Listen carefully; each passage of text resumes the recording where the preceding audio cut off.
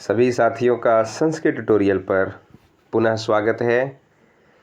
साथियों, संस्कृत ट्यूटोरियल को 500 सब्सक्राइबर्स का परिवार बनाने के लिए मैं राजकिशोर पांडे तहे दिल से आपका आभार और अभिनंदन करता हूँ।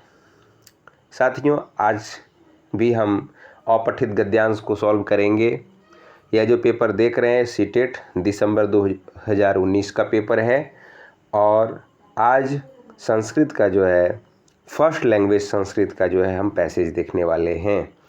किस प्रकार से प्रश्न पूछे जा रहे हैं तो आप देख रहे हैं। अभ्यर्थिनः चतुर्थ भागस्य प्रश्नानां प्रश्न संख्या 91 to 120 उत्तरम दद्युः यदि तैः संस्कृतं प्रथम भाषा रूपेण चित्तम्। इसका मतलब हुआ उन अभ्यर्थियों को प्रश्न संख्या 91 से 120 तक के प्रश्नों के उत्तर देने हैं जिन्होंने संस्कृत को प्रथम भाषा के रूप में चुना है।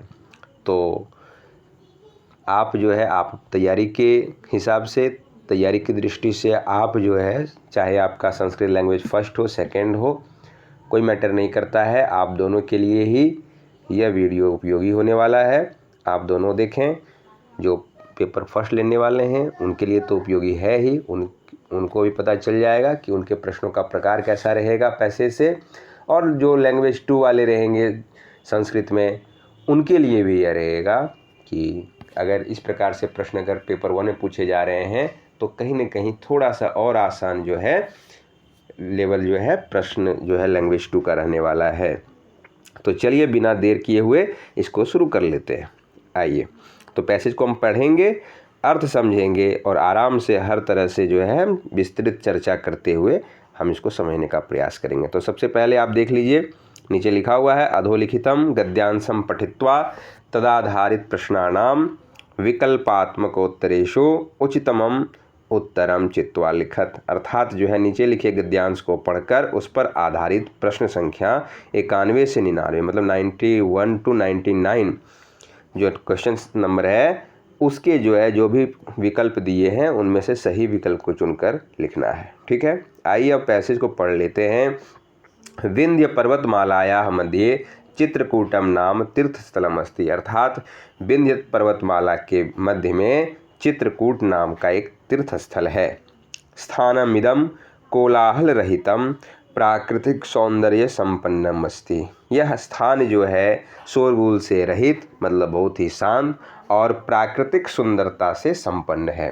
अत्र आगमनेन दर्शनेन च आनंदानुभूति जायते। यहाँ आने से दर्शन और दर्शन करने से आनंद की अनुभूति होती है। चित्रकूटे सघनानि वनानि सन्ति। चित्रकूट पर्वत पर घने जंगल हैं। अत्र बहवः निर्झराः सन्ति। यहाँ बहुत सारी झरने हैं। सर्वत्रापि हरितिमा राजते। सब जगह हरियाली शोभित होती है। चित्रकूटस्य धार्मिकं सांस्कृतिकं च महत्वं विद्यते। चित्रकूट का धार्मिक और सांस्कृतिक महत्व है। कथ्यते यत् सीता लक्ष्मणाभ्यां सह वनवास काले श्रीरामः 11 वर्षाणि यावत् चित्रकूटे एवं निवासं कृतवान। कहा जाता है कि सीता लक्ष्मण के साथ वनवास काल में श्री राम 11 वर्षों तक चित्रकूट में ही उन्होंने निवास किया था। महर्षि अत्रि साध्वी अनसूया च अत्रैव तपस्यां कृत्वा आत्मज्ञानम औलभेताम। अर्थात महर्षि अत्रि और साध्वी अनसूया ने भी जो है यही तपस्या करके आत्मज्ञान की प्राप्ति की थी। अत्र अनेकानि दर्शनीयानि स्थलानि सन्ति। यहाँ अनेकों दर्शनीय स्थल हैं।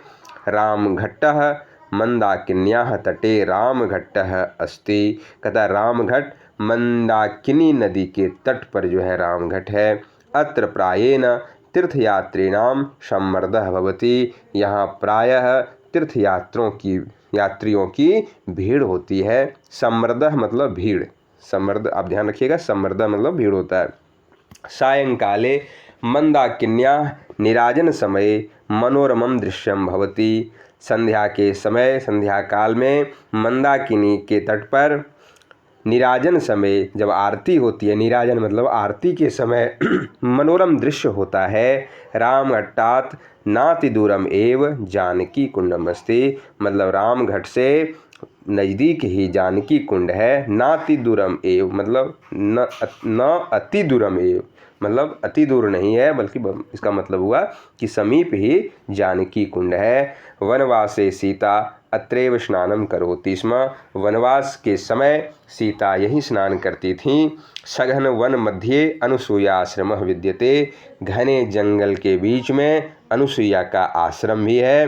अत्र पक्षिणाम कलरवः निर्झर ध्वनि शीतल वायुश्च मनांसी रंजयंती, यहाँ पक्षियों के कलरव और झरने की ध्वनि जो है और शीतल हवाएं जो है मन को जो है शांति प्रदान करती है, मन को सुखी करती है।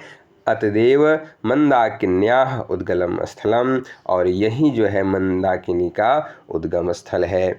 जानकी कुंड समीपे एव विशाला शिला दर्शनीया वर्तते, जानकी कुंड के पास ही एक विशाल जो है पत्थर, शिला मतलब पत्थर, दर्शनीय है मतलब देखने योग्य है। चित्रकूटतः पंचकोश दूरम नयनाभिरामम सौंदर्ययुक्तम गुप्त गोदावरी स्थलम वर्तते, चित्रकूट से 5 कोस की दूरी पर नयनाभिराम मतलब बहुत ही सुंदर सौंदर्य युक्त गुप्त गोदावरी स्थल है। अत्र निरंतरम जलम प्रवहति, यहाँ लगातार जो है जल बहता रहता है। तत्रैव हनुमान धारा स्थलम वर्तते, और वहीं हनुमान जलधारा भी है। अत्र उच्च स्थलात् जलम पतति, यहाँ ऊंचे स्थान से जल नीचे गिरता है जो देखने में सुंदर लगता है। आइए अब देखते हैं। तो ये पैसेज आपने पढ़ लिया और इसका हमने आपको अर्थ भी साथ साथ बताते हुए मैं चला था। अब आप देखिए जो प्रश्न है और उसके उत्तर क्या हैं, आप भी अपने अनुसार देखिए। तो पहला प्रश्न है क्वेश्चन नंबर 91, अत्रागमनेन दर्शनेन च किम भवति, यहाँ आने और दर्शन से क्या होता है। तो अपने मन में इसका आंसर आप दीजिए और देखिए कि आप आंसर कर पा रहे हैं कि नहीं कर पा रहे हैं। तो इसमें क्या होगा, आनंदानुभूति, यहाँ आने और दर्शन से जो है आनंद की अनुभूति होती है। तो इसका ऑप्शन फर्स्ट सही आंसर है। सीता लक्ष्मणाभ्याम सह कह अत्र वासम करोत, कहा जा रहा है सीता लक्ष्मणाभ्याम मतलब सीता और लक्ष्मण के साथ यहाँ किसने वास किया था। तो आप देख रहे हैं श्री राम, सीता लक्ष्मण के साथ भगवान श्री राम ने जो है चित्रकूट में जो है निवास किया था। आइए, अकरोत इति पदस्य समानार्थक पदम अनुच्छेदेस्मिन् प्रयुक्तः तच्चित्वा लिखत, प्रश्न का मतलब है कि अकरोत यह जो पद है इसका समानार्थक पद पर्यायवाची मतलब सिनोनिम्स अनुच्छेद में जो प्रयुक्त हुआ है उसको चुन करके लिखिए। तो अकरोत का मतलब हुआ किया, है ना, पास्ट टेंस में है, क्री धातु पास्ट टेंस में है, लंग लकार में है। तो आप जान लीजिए कि अगर लंग लकार का जो पर्यायवाची बनेगा लंग लकार में ही बनेगा, नहीं तो फिर जो है अक्तवतु प्रत्यय में इसका पर्यायवाची बनता है। कौन प्रत्यय है, अक्तवतु। तो अक्तवतु प्रत्यय जो है यह भी भूतकाल का जो है बनता है, और अक्तवतु जहाँ लगेगा उसमें वान लगा रहता है। क्या लगा रहता है, वान, वान शब्द आप देखिएगा अंत में लगा रहता है, वो अक्तवतु होता है और इसका प्रयोग भूतकाल के क्रिया में होता है।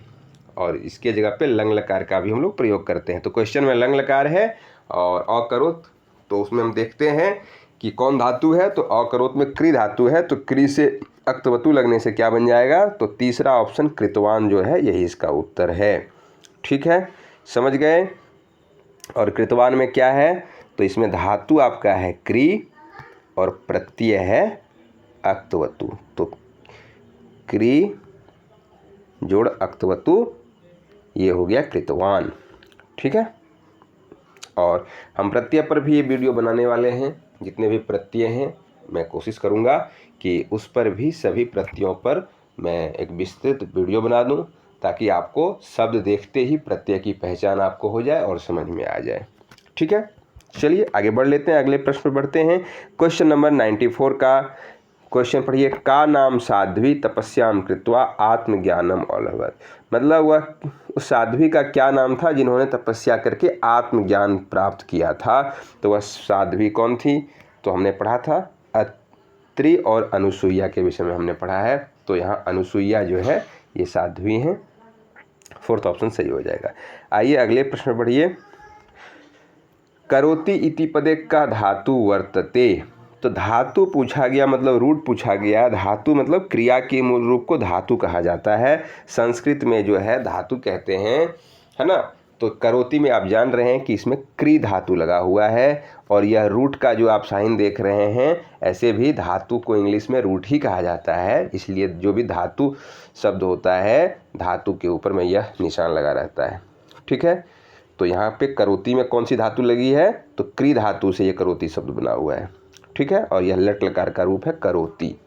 आप जानते ही हैं कि लट लकार में तो ती त अंति सी थ थ आमी आवा आमा, ये जो है प्रत्यय लट लकार का है। ठीक है, चलिए आगे बढ़ते हैं। क्वेश्चन नंबर 96 पर ध्यान देते हैं। रंजयंती इति पदस्य एक वचने किम पदम भवति। प्रश्न है कि रंजयंती इस पद का एक वचन में क्या पद होता है, मतलब वचन बताना है आपको। एक वचन रंजयंती किस वचन में है, तो अभी हमने बताया था तीतः अंति। रंजयंती मतलब यह बहुवचन में है, प्रथम पुरुष बहुवचन में है, तो इसका एक वचन क्या होगा, रंजयति होगा। यानी ऑप्शन 2 जो है इसका सही आंसर है। ठीक है, अब आइए अगला क्वेश्चन है 97 नंबर। अनुसूयाश्रमः कस्याः नद्याः उद्गम स्थलम अस्ति।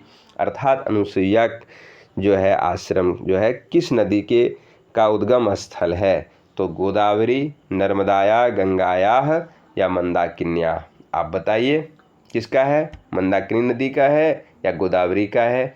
तो आप देखोगे कि मंदाकिन्याः जो है इसका सही उत्तर हो जाएगा। हमने पैसेज में पढ़ा हुआ था, यही दिया था ना, एक बार देख लीजिए।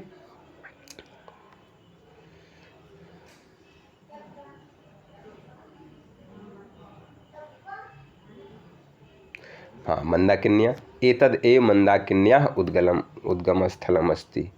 ठीक है, अनुसुईया का आश्रम है और यहीं पे जो है मंदाकिनी का जो है उद्गम स्थल है। सही है, आप देखिए यहाँ लिखा हुआ है। चलिए आगे बढ़ लेते हैं।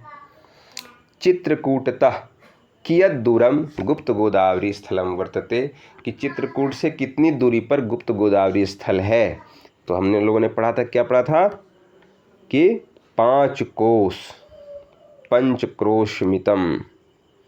तो फर्स्ट ऑप्शन इसका सही आंसर है। 5 कोस की दूरी पर जो है वह गुप्त गोदावरी स्थल है। चित्रकूटम नाम तीर्थस्थलम कुत्रास्ति। चित्रकूट नाम का तीर्थस्थल कहाँ है, अरावली पर्वतमाला मध्य, विंध्य पर्वतमाला मध्य, पूर्व पर्वतमाला मध्य, पश्चिमोत्तर पर्वतमाला मध्य। तो आप जानते हैं कि विंध्य की पहाड़ियों में यह है विंध्य पर्वतमाला मध्य। ठीक है, इसके बाद आइए अगले क्वेश्चन बढ़ते हैं। और तो ये तो हो गया। अब जो है पद्य है, श्लोक है, तो अगली वीडियो में जो है हम इन श्लोकों से क्वेश्चन आंसर को देखेंगे। जो अपठित पद्यांश है जिसे कहा जाता है संस्कृत में, तो पद्यांश के क्वेश्चन आंसर हम अगले वीडियो में देखने वाले हैं। तो साथियों, ये था हमारा आज का वीडियो। कैसा लगा कमेंट में बताइएगा, और चैनल को सब्सक्राइब नहीं किए सब्सक्राइब कीजिए, और दोस्तों के साथ अधिक से अधिक शेयर कीजिए, और अपना प्यार और सहयोग सपोर्ट यूं ही बनाए रखिए। मिलते हैं अगले वीडियो में, तब तक के लिए नमः संस्कृताय।